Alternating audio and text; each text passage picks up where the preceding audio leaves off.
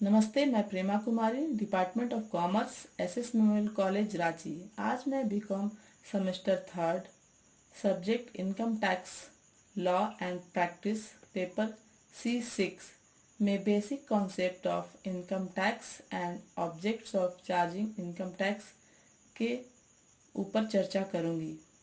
बच्चों, जिस प्रकार किसी व्यक्ति को अपने पारिवारिक दायित्वों को निभाने के लिए तथा सामाजिक संगठनों को अपने सामाजिक उत्तरदायित्वों को पूरा करने के लिए धन की आवश्यकता होती है, ठीक उसी प्रकार किसी भी देश की सरकार को जन कल्याण कार्यों के लिए तथा समाज एवं देश के लिए अपने दायित्वों को निभाने के लिए धन की आवश्यकता होती है। धन की इसी जरूरत को पूरा करने के लिए सरकार जनता पर विभिन्न प्रकार के कर लगाती है। ये कर मुख्यतः दो प्रकार के होते हैं।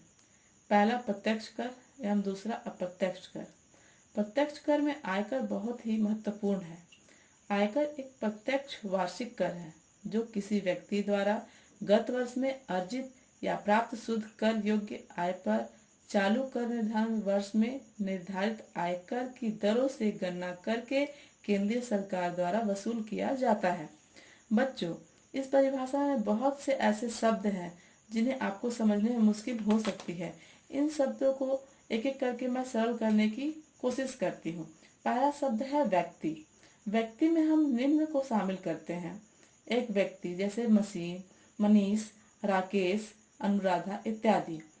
दूसरा, एक हिंदू अविभाजित परिवार। तीसरा, एक कंपनी। चौथा, एक फर्म। पांचवा, एक व्यक्तियों का संघ तथा व्यक्तियों का एक समूह जैसे सहकारी समिति। छठा, एक स्थानीय सत्ता जैसे नगरपालिका, जिला परिषद। सातवां, कोई भी कृत्रिम वैधानिक व्यक्ति जो उपयुक्त में सम्मिलित नहीं है। दूसरा शब्द है गत वर्ष अर्थात प्रीवियस ईयर। जिस वर्ष में आय कमाई या प्राप्त की जाती है उसे गत वर्ष कहते हैं। चूंकि कर निर्धारण वर्ष प्रत्येक वर्ष 1 अप्रैल से प्रारंभ होता है, अतः इसके पूर्व की तिथि 31 मार्च तक की अवधि को गत वर्ष कहते हैं। गत वर्ष को वित्तीय वर्ष अर्थात फाइनेंशियल ईयर या लेखांकन वर्ष या अकाउंटिंग ईयर भी कहा जाता है। तीसरा शब्द है कर निर्धारण वर्ष। कर निर्धारण वर्ष का अर्थ उस 12 माह की अवधि से होता है जो प्रतिवर्ष 1 अप्रैल से प्रारंभ होता है तथा अगले वर्ष की 31 मार्च को समाप्त होता है। उदाहरण के लिए, कर निर्धारण वर्ष 2019-20 का आशय है जो 1 अप्रैल 2019 में शुरू होगा तथा 31 मार्च 2020 में समाप्त होगा। चौथा शब्द है आयकर की दर।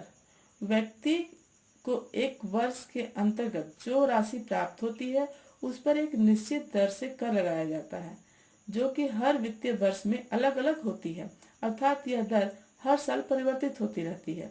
सामान्यतः प्रत्येक वर्ष फरवरी माह के अंतिम सप्ताह में संसद में एक विधेयक बिल प्रस्तुत किया जाता है जिसे वित्तीय विधेयक कहते हैं। बाद में इसके पास हो जाने पर यह वित्तीय अधिनियम कहलाता है। इस अधिनियम में प्रत्येक वर्ष संबंधित कर निर्धारण वर्ष के लिए आयकर की दरों का उल्लेख होता है और उसी के आधार पर कर लगाया जाता है।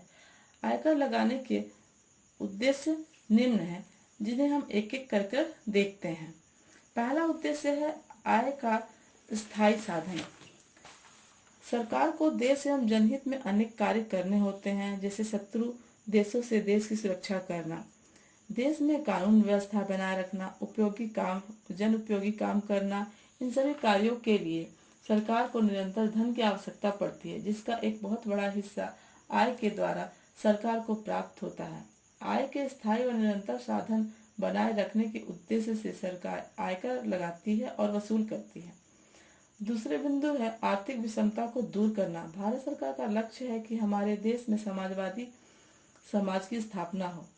यह तभी संभव होगा जब हमारे देश में अमीर और गरीबी के बीच जो बड़ी खाई है उसे पाटा जा सकेगा। इसे पाटने के लिए आयकर के माध्यम से सरकार अपने इस लक्ष्य को पूरा करने में सफलता प्राप्त कर रही है। इस उद्देश्य को ध्यान में रखते हुए सरकार ने आयकर की खंड प्रणाली को लागू किया है। खंड प्रणाली का मतलब होता है कि जिस व्यक्ति की जितनी आय होगी उसको उसी के हिसाब से कर का भुगतान करना होगा, अर्थात यदि किसी व्यक्ति की आय 10 लाख है और किसी व्यक्ति की आय 20 लाख है, तो जिस व्यक्ति की आय 10 लाख है उसे 20 लाख वाले आय वाले व्यक्ति से कम देना होगा और 20 लाख वाले व्यक्ति को कर का भुगतान ज्यादा करना होगा।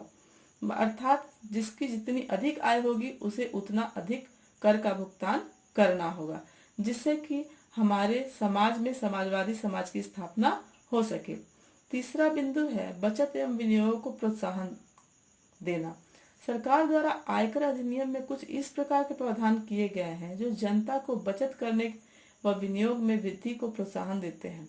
उदाहरण के लिए, जो व्यक्ति अपने जीवन साथी या अपने बच्चों का जीवन बीमा कराता है अथवा कुछ निर्धारित योजनाओं में रकम जमा करता है, तो उसके द्वारा चुकाई गई रकम को सकल कुल आय में से अधिकतम 1.5 लाख तक कम कर दिया जाता है, जिससे उसकी कर योग्य आय कम हो जाती है और कर दायित्व भी कम होता है। चौथा एवं अंतिम बिंदु है पूंजी निर्माण।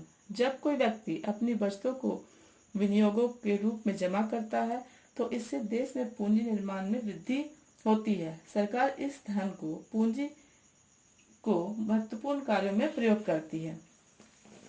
बच्चों, आज के इस टॉपिक में मैंने बेसिक कॉन्सेप्ट बताया आपको और उसके कर लगाने के उद्देश्य के बारे में बताया। पुनः आगे के व्याख्यान में मैं आयकर की गणना का आधार या विधि के बारे में आपको बताऊंगी। धन्यवाद।